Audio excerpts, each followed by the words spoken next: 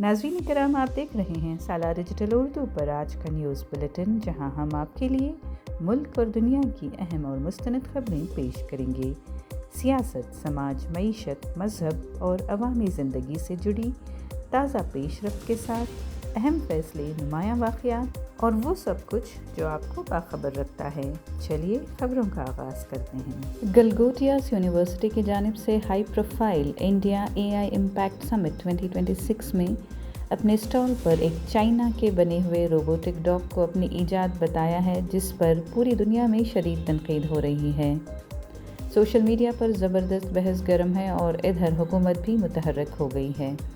दरअसल मामला उस वक्त शुरू हुआ जब एक वीडियो में यूनिवर्सिटी की प्रोफेसर नेहा सिंह ने बताया कि रोबोटिक डॉग ओरियन सिर्फ यूनिवर्सिटी के सेंटर ऑफ एक्सेलेंस में तैयार किया गया है।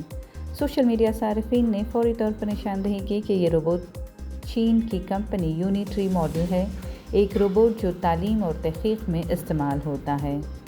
इंडिया AI इम्पैक्ट समिट के मुंतज़मीन ने यूनिवर्सिटी से अपना स्टॉल खाली करने को कहा और हुक्काम ने वाज़ेह कर दिया कि ऐसे नमूने जो अपनी असल तहकीक या ईजाद न हों, उन्हें नुमाइश में पेश नहीं किया जा सकता।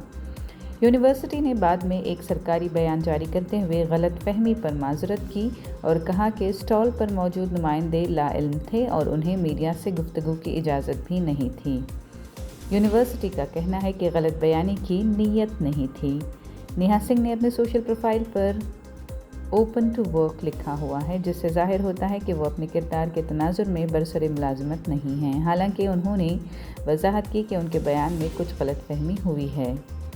ये रोबोटिक डॉग तो तवज्जो का मरकज़ बना ही है, साथ साथ AI समिट 2026 की बदनज़मी और दीगर तकनीकी पेशरफ्त पर भी सवाल उठ रहे हैं, क्योंकि फ़ोरम में दुनिया भर से टेक लीडर्स, टेक कंपनीज़ और दीगर AI के माहिर मौजूद हैं। हमारा सवाल ये है कि जब ये एक बैनुल-अक़वामी सतह का सरकारी प्रोग्राम था, तो क्या इसकी निगरानी और जांच पड़ताल भी उसी मेयार की नहीं होनी चाहिए थी? अगर किसी इदारे ने अपनी ईजाद के नाम पर बैरूनी मसनूआत पेश की, तो क्या मुंतज़मीन की ज़िम्मेदारी नहीं थी कि नुमाइश से पहले प्रोडक्ट की असलियत और मिल्कियत की मुकम्मल तस्दीक कर ली जाती? अगर चोरी या प्रोडक्ट के गायब होने की रिपोर्ट भी सामने आई हैं, तो ये सिर्फ एक इंतज़ामी गलती नहीं बल्कि संगीन सिक्योरिटी की नाकामी की अलामत है। ऐसे आला सतही इवेंट्स में न सिर्फ तकनीकी जांच का मजबूत निज़ाम होना चाहिए, बल्कि निगरानी, दस्तावेज़ी तस्दीक और सिक्योरिटी के फूल प्रूफ इंतज़ामात भी यकीनी बनाए जाने चाहिए। महाराष्ट्र की हुकूमत ने तालीमी इदारों और सरकारी और नीम सरकारी मुलाजिमतों में मुसलमानों के लिए 5% रिजर्वेशन बाज़ाब्ता तौर पर ख़त्म कर दिया है। इस ज़िमन में एक नया गवर्नमेंट रेजोल्यूशन GR जारी किया गया है, जिसके ज़रिए इस कोटे से मुताल्लिक़ साबिक़ा तमाम अहकाम, सर्कुलर्स और तरीक़ेकार मनसूख़ कर दिए गए हैं।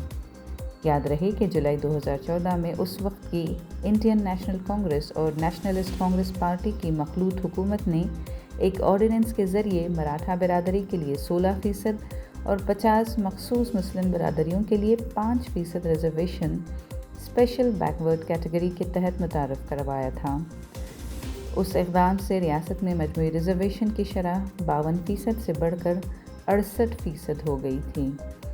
इस ऑर्डिनेंस को बॉम्बे हाई कोर्ट में चैलेंज किया गया, जहां अदालत ने सुप्रीम कोर्ट की मुकर्ररा 50% हद से तजावुज़ के नुक्ते पर समाअत की। नवंबर 2014 में उस वक्त के चीफ जस्टिस मोहित S. शाह की सरबराही में डिवीज़न बेंच ने मराठा रिजर्वेशन पर हुक्म इम्तना जारी किया, लेकिन अदालत ने मुशाहिदा किया था कि सच्चर कमेटी रिपोर्ट समेत दस्तियाब आदाद-ओ-शुमार 50 मुस्लिम बिरादरियों को समाजी और तालीमी तौर पर पसमानदा करार देने के लिए काफ़ी हैं। लेकिन यह ऑर्डिनेंस दिसंबर 2014 तक बाकायदा क़ानून की शक्ल इख्तियार न कर सका और अज़ खुद मनसूख हो गया।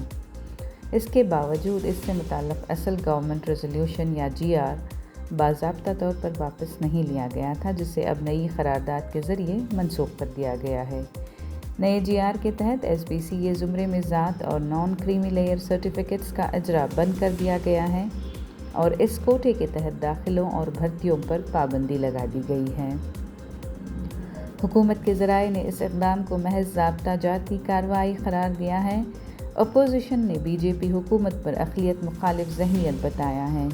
कांग्रेस रहनुमा नसीम खान ने फ़ैसले को انتہائی غلط قرار دیتے ہوئے دعویٰ کیا کہ اقلیتی فلاحی اسکیمز میں بھی کمی کی جا رہی ہے۔ بی جے پی نے کانگریس حکومت پر ودھان سودا میں میڈیا کی سرگرمیوں کو محدود کرنے کے مبینہ فیصلے پر سخت تنقید کی ہے۔ بی جے پی کے مطابق یہ اقدام حکمران جماعت کے غیر جمہوری طرز عمل کو ظاہر کرتا ہے۔ یہ رد عمل 9 جنوری کے ایک سرکاری مراسلے کے بعد سامنے آیا، جس میں پولیس کو ہدایت دی گئی تھی کہ منظور شدہ یعنی ایکریڈیٹڈ صحافی صرف ودھان سودا کے ویسٹ گیٹ پورٹیکو کے قریب مخصوص مقام پر ہی بیان اور ساؤنڈ بائٹس حاصل کر سکیں گے، اور اس کی وجہ سیکیورٹی بتائی گئی تھی۔ بی جے پی کے ریاستی صدر بی وائی وجیندرا نے صحافیوں سے گفتگو میں کہا کہ پارٹی اس اقدام کی سخت مذمت کرتی ہے اور یہ سمجھ سے بالاتر ہے کہ ایسی عوام مخالف پالیسی کیوں اپنائی جا رہی ہیں۔ اسمبلی میں قائد حزب اختلاف آر اشوکا نے بھی social media platform X پر اس فیصلے پر تنقید کی ہے۔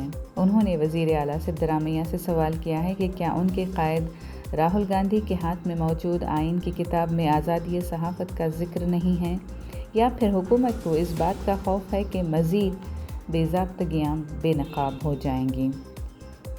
جیسا کہ حالیہ میڈیا رپورٹس میں وزیر بیراتی سریش کے قریبی ساتھی کے دفتر سے لاکھوں روپے کے سونے اور نقدی کی مبینہ چوری کا ذکر کیا گیا تھا۔ نئی دہلی میں بھارت منڈپم میں انڈیا اے آئی امپیکٹ سمٹ 2026 کے چوتھے دن عالمی رہنما، ٹیکنالوجی کے ماہر اور صنعت کے اعلیٰ نمائندوں نے شرکت کی۔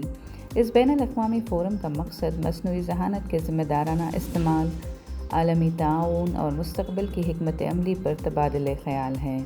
وزیر اعظم نریندر مودی نے سمٹ سے خطاب کرتے ہوئے کہا کہ بھارت انسان مرکز اور شمولیتی اے آئی ترقی کے لیے پرعزم ہے۔ انہوں نے زور دیا کہ مصنوعی ذہانت کو صحت، تعلیم، زراعت اور حکمرانی جیسے شعبوں میں عوامی فلاح کے لیے استعمال کیا جانا چاہیے۔ فرانس کے صدر ایمانوئل میکرون نے بھی سمٹ سے خطاب کیا اور بھارت کی ڈیجیٹل پیش رفت کو سراہا۔ انہوں نے عالمی سطح پر اشتراک عمل، بچوں کے آن لائن تحفظ اور ذمہ داری کے ساتھ ٹیکنالوجی کے فروغ پر زور دیا۔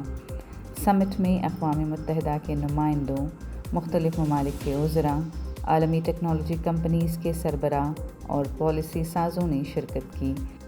100 سے زائد ممالک کے مندوبین اور سینکڑوں صنعت کار اور ماہرین اس فورم میں موجود ہیں۔ اجلاس کے دوران سربراہان کی گول میز نشستیں بھی ہوئیں۔